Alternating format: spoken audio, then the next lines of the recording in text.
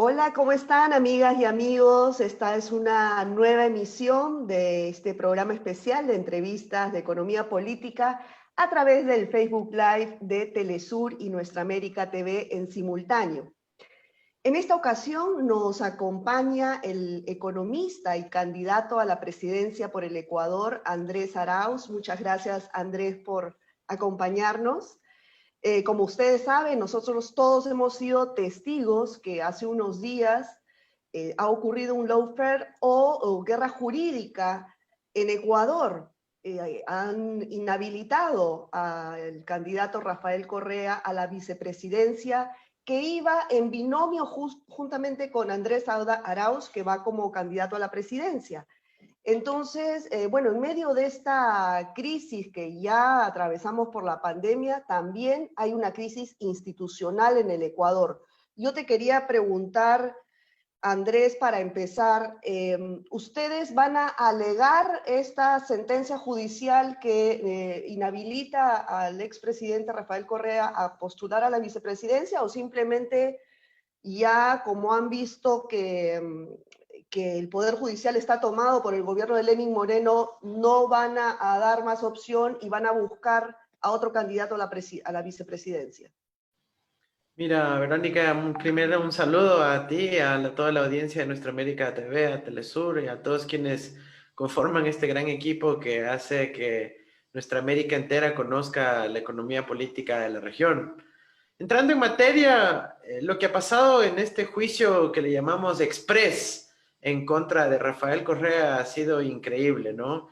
Estamos de hecho pidiendo que la Organización Mundial de los Récords Guinness venga al Ecuador para que les otorguen el premio por la casación más rápida de la historia, ya que resolvieron 20 casaciones, 16 admitidas en menos de 20 días, 900 casos cada uno de ellos, y luego la notificación por escrito la hicieron en menos de 20 horas, 300 páginas. Entonces nos preguntamos, bueno, si tienen esa habilidad de mecanografía, pues deberían tener un récord Guinness por aquello, ¿no? Entonces, realmente creo que todo el Ecuador está de acuerdo que aquí ha habido una manipulación de la justicia con el único propósito de proscribir electoralmente a Rafael Correa, que no pueda constar en la papeleta electoral. Todavía tenemos algunos pasos a seguir, algunos recursos a presentar, y bueno, la decisión tendremos que ver si se ejecutaría antes de que el periodo de inscripciones concluya. Así que vamos a ver cómo responde el Estado ecuatoriano, en este caso la instancia electoral, a nuestra decidida intención de inscribir a Rafael Correa en la papeleta electoral. Ahora, bueno, entonces van a insistir, eso quiere decir, ante el Poder Judicial. Pero bueno, hemos visto también en estos mismos días de la semana que han inhabilitado, por ejemplo, a Evo Morales en Bolivia para candidatear al Senado en las próximas elecciones. Y también pues tenemos antecedentes en Brasil. ¿No crees que esto es un referente a nivel regional para no dejar ingresar o llegar al poder a gobiernos progresistas? Sí, está claro que hay un plan muy articulado, lo hemos denunciado en el pasado, le hemos denominado el Plan Cóndor 2.0 en esta versión de su siglo XXI, donde se utiliza y se manipula la justicia con intenciones de proscripción electoral, de linchamiento, y de esa manera evitar que políticos y líderes progresistas puedan representar a la ciudadanía. En este mismo caso, hemos visto como hay una intención de básicamente quitarnos la posibilidad de lanzarnos, hacemos una alerta al mundo de que no solo hay riesgos de la participación de Rafael Correa, sino que hay riesgos de que no se realicen las elecciones en el Ecuador. Hemos tenido pronunciamientos del ministro de Economía y Finanzas que se ha portado muy disciplinado con el FMI, con los banqueros del exterior, pero que ha dicho que no va a haber plata para las elecciones, que están revisando si es que asignan presupuesto. Y eso sí nos preocupa mucho porque con una excusa de esa índole se busca minar uno de los derechos fundamentales de las familias ecuatorianas, de los ecuatorianos, que es poder votar, poder sufragar. Entonces sí quisiera aprovechar este espacio, Verónica, para lanzar una alerta al mundo de que estén muy vigilantes de que en el Ecuador sí hayan elecciones. Y por otro lado, yo quisiera añadir que hay una dimensión que los ecuatorianos ya están hartos.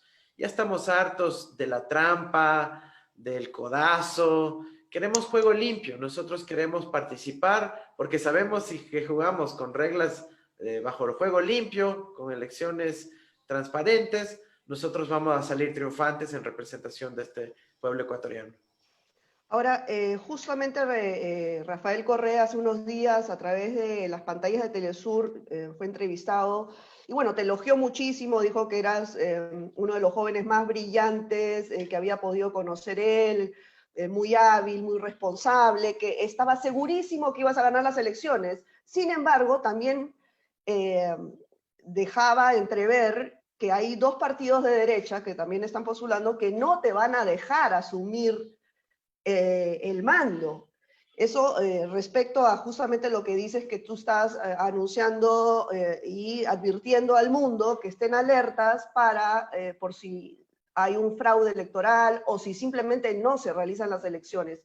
Pero ¿cómo evitar que le quiten la democracia a los ecuatorianos? Más allá de alertar al mundo.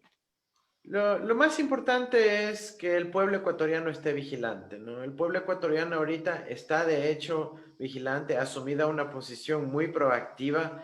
Creo que ya ven nuevamente una luz al final del túnel. Recordemos que nos quedan todavía 9 gobiernos meses, perdón, de este gobierno y esto se lo ve ya con ansiedad porque ya queremos que se acabe este periodo. Por lo tanto, si quieren jugar con el pueblo ecuatoriano, quitándole las posibilidades democráticas de un recambio de gente honesta, valiente, capaz, dispuesta a servir a su patria por puro amor a la patria, bueno, entonces vamos a ver si el pueblo ecuatoriano también reacciona ante esos atentados que se los quiere hacer en su contra.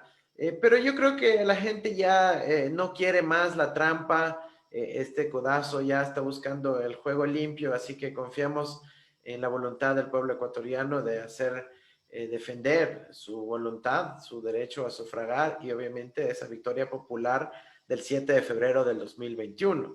Hemos también hecho solicitudes de observación electoral, no del día de las elecciones, del 7 de febrero, sino hemos hecho un pedido desde ya, para que desde ya haya una observación electoral por parte de organismos de todo el mundo, no solo de la OEA o de la Unión Europea, sino de distintos organismos de observación electoral, de los partidos políticos de América Latina, entre otros, para que podamos tener árbitros que puedan realmente determinar si ha habido o no las trampas que estamos lamentablemente a riesgos de enfrentar. Ahora, todo lo ganado en derechos ciudadanos durante el periodo de Rafael Correa ha retrocedido muchísimo en el gobierno de Lenín Moreno. Vemos que desde fuera que las instituciones pues están muy quebradas, ¿no? Entonces, eh, ¿cuánto de esto es vital para garantizar unas elecciones y demás derechos ciudadanos a todos los ecuatorianos? Mira, los retrocesos son enormes, lamentablemente. En el acuerdo con el Fondo Monetario Internacional decía que las familias ecuatorianas tienen que volver a los niveles de consumo del año 2011 y este gobierno lo ha logrado.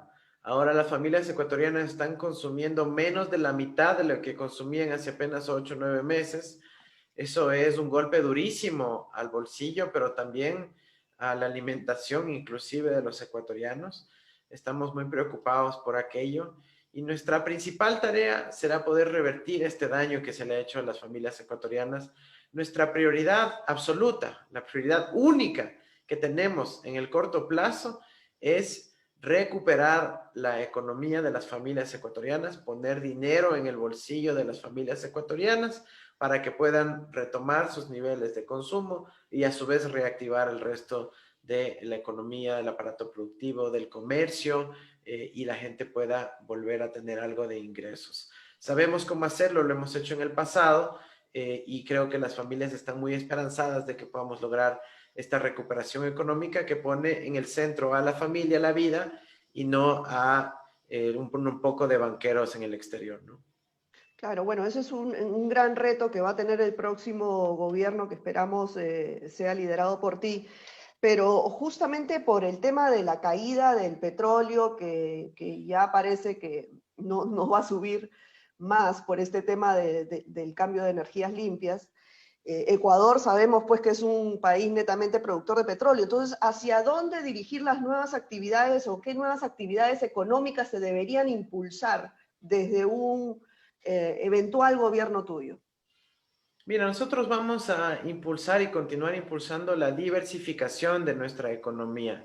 Tenemos muchos retos por delante. La prioridad, como digo, es restablecer el consumo de las familias para que a todos los negocios les vaya bien. Porque si es que no hay capacidad de consumo en los hogares, tampoco les va bien a los negocios, es evidente. Entonces, esa es la primera prioridad. Pero también vamos a trabajar en la diversificación económica. Vamos a avanzar en general en los planes que planteábamos de generación de valor agregado en el campo, en la ciudad, nuestra industria pesquera, nuestra industria agrícola, que es muy importante en el Ecuador. Vamos a avanzar hacia la soberanía alimentaria, protegiendo a nuestros productores de alimentos para que tengan condiciones dignas, precios de sustentación y las familias también tengan precios de consumo racionales, tolerables para poder alimentar a sus hijos. Luego vamos a avanzar también en la soberanía energética. Vamos a impulsar con muchísima fuerza la soberanía energética para que nuestros pueblos puedan tener energía alimentada en nuestras cascadas y no de combustible importado, en este caso de los Estados Unidos.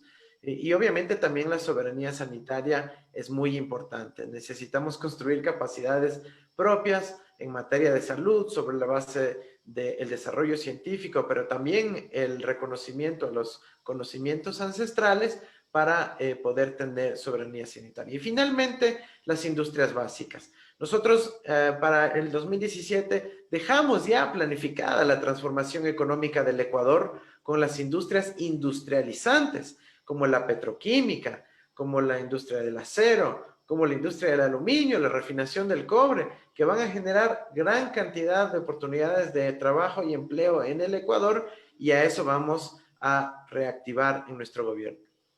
Ahora, justamente sobre esto que mencionas, también tienes una propuesta ya desde hace un tiempo, antes de la pandemia, de organizar a nivel regional todas las cadenas productivas y de abastecimiento, ¿no? Pero en esta coyuntura, o pensemos en la coyuntura ya post pandemia y con gobiernos de ideologías tan diferentes que hay en nuestra región latinoamericana, ¿cómo lograr este gran reto de autoabastecernos en la región? Eh, ¿Tú tienes Mira, alguna propuesta en ese sentido?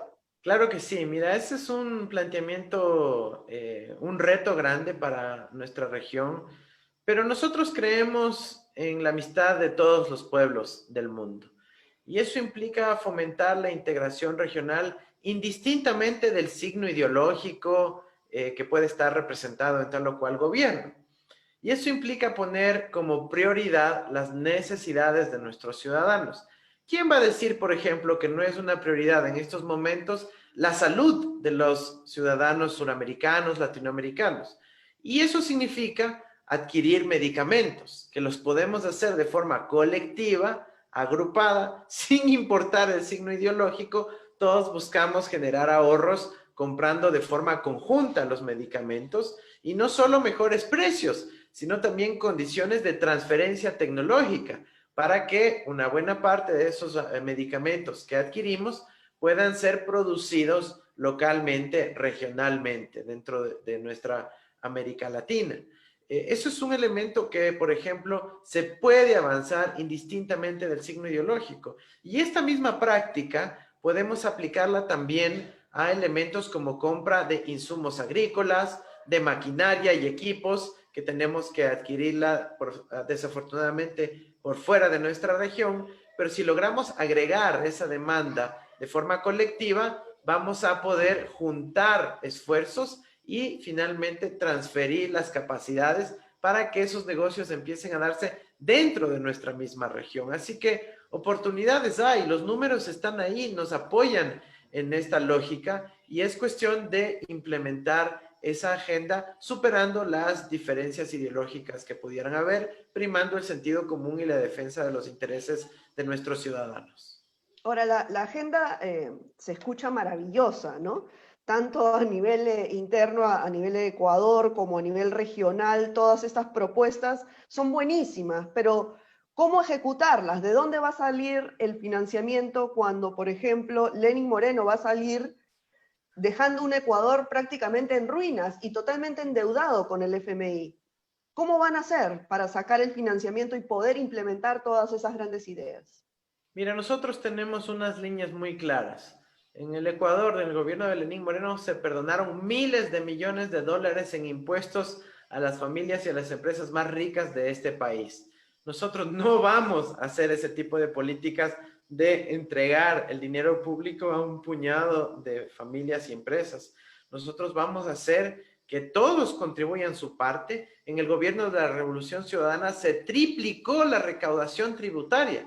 Triplicó la recaudación tributaria. ¿Por qué? Porque sabemos cómo cerrar los huecos de la evasión tributaria. Vamos a aplicar medidas contundentes con relación a los precios de transferencia para evitar la sobre y subfacturación en el comercio exterior, en las transacciones, y de esa manera generar una base impositiva mayor, sin subir los impuestos, sino simplemente haciendo una adecuada gestión de recaudación tributaria. Además, nosotros tenemos los mecanismos para poder reciclar la liquidez que sí existe en el Ecuador. Verónica, un dato muy importante, 27.640 millones de dólares de un poco de familias y empresas ricas del Ecuador están depositadas en Miami, en Panamá y en Suiza. Nosotros vamos a simplemente con medidas regulatorias, incentivos y desincentivos, lograr que por lo menos una parte de esos recursos vuelvan al Ecuador y servir como motor del crédito productivo, de la reactivación económica, de la generación de empleo y trabajo, que a su vez también genera recaudación fiscal y de esa manera reactivar el resto de la economía. Y finalmente, el tercer punto, la soberanía de nuestros recursos naturales. No puede ser que este gobierno de Lenín Moreno esté aprovechando la pandemia para privatizar a precio de gallina enferma, como decimos nosotros en Ecuador, los activos públicos. Nosotros necesitamos preservar esos activos para que si en algún caso, una vez recuperada la economía nacional, recuperados los posibles precios de venta, busquemos mecanismos asociativos de generar inversión, tanto pública como privada, para que estos activos públicos estén al servicio de la ciudadanía. Así que tenemos los mecanismos para poder financiarnos, son independientes de las coyunturas y están absolutamente vinculados con nuestra principal prioridad, que es poner dinero en el bolsillo de las familias ecuatorianas sin desbaratar la cohesión social que es tan necesaria para nuestros países en América Latina. Bueno, Andrés, permíteme, por favor, compartir contigo algunas de las preguntas que están haciendo los usuarios a través del Facebook Live de Telesur y Nuestra América TV. Por ejemplo, preguntan, ¿van a salir del dólar? ¿Cuál va a ser la consigna del correísmo campaña en las elecciones ecuatorianas? En términos económicos, ¿cuál será el centro de la propuesta? ¿Negociarán con el FMI? ¿Con qué apoyos cuentan a nivel de organizaciones sociales? Puedes ir, no sé, respondiendo quizás alguna de estas preguntas, mientras que yo veo otras más de Telesur. Claro, bueno, Sí. el FMI ha jugado un rol tristemente protagónico en esta última fase de la historia del Ecuador. Yo he enviado una comunicación al Fondo Monetario Internacional con precisiones técnicas y de carácter jurídico sobre lo que implica el nuevo acuerdo del FMI con el Ecuador. Nosotros creemos que el acuerdo con el FMI no debe violar la Constitución ecuatoriana. Por ejemplo, el FMI pide que el Banco Central salga de la función ejecutiva cuando nuestra Constitución es expresa en que el Banco Central debe estar en la función ejecutiva. Por ejemplo, otra cosa, el FMI va a desembolsar 6.500 millones de dólares al Ecuador, pero no ponen los elementos que mitigarían el riesgo de que esos 6.500 millones de dólares no vuelvan a salir a los 5 minutos. Nosotros queremos evitar el escenario argentino en donde entró una buena cantidad de dólares a la economía, pero a los 5 minutos se fugó. Los fugaron unos pocos adinerados del país. ¿Y qué pasó? Argentina se quedó sin los dólares, pero se quedó con la deuda. Entonces nosotros queremos evitar, y ese ejemplo para nosotros es obvio, es evidente, y queremos evitar que eso ocurra en el Ecuador, y es en ese sentido que hemos planteado una comunicación al Fondo Monetario Internacional. Les hemos dicho también que si quieren defender la dolarización, como nosotros lo proponemos, fortalecerla, se debe hacer técnicamente. ¿Qué quiere decir eso? La dolarización se hace con dólares y tienen que entrar más dólares de los que salen. Pero si es que la prioridad está en permitir la fuga de capitales, la fuga de dólares de nuestra economía, vamos a tener una economía raquítica, flaquita, sin dólares, sin actividad económica, sin circulante de por medio. Entonces nosotros hemos dicho, no, para fortalecer la dolarización hay que cuidar y preservar esos dólares dentro de la economía ecuatoriana, que den la vuelta la mayor cantidad de veces posibles y así generen oportunidades de ventas, de comercio, de trabajo, de empleo para los ecuatorianos. Ahora, ¿tú crees que en esta época, ya bueno, estamos todavía atravesando por la pandemia, pero todo el sistema político, el sistema económico, hemos visto que está cayendo? En esta época post-pandemia que se nos viene a la vuelta de la esquina, ¿crees que deberíamos tener nuestros pueblos latinoamericanos un nuevo pacto social? Absolutamente, Verónica, absolutamente. La pandemia nos ha planteado enormes reflexiones a América Latina y al mundo. Creo que la sociedad se ha dado cuenta de que somos seres sociales, que necesitamos el uno al otro. La solidaridad es un valor que ha primado en el contexto de la pandemia, más allá de que hemos tenido prácticas perversas como en el Ecuador han repartido hospitales como botín político para sacar uno que otro voto. Creo yo que debemos ir también a un pacto social en donde se fortalezcan las instituciones de la salud pública, en donde se recupere el rol que tiene la salud, la vida y el ser humano en el centro de la acción pública y no solamente el capital, el negocio o los intereses pecuniarios de algún sector de la sociedad, específicamente de la banca internacional.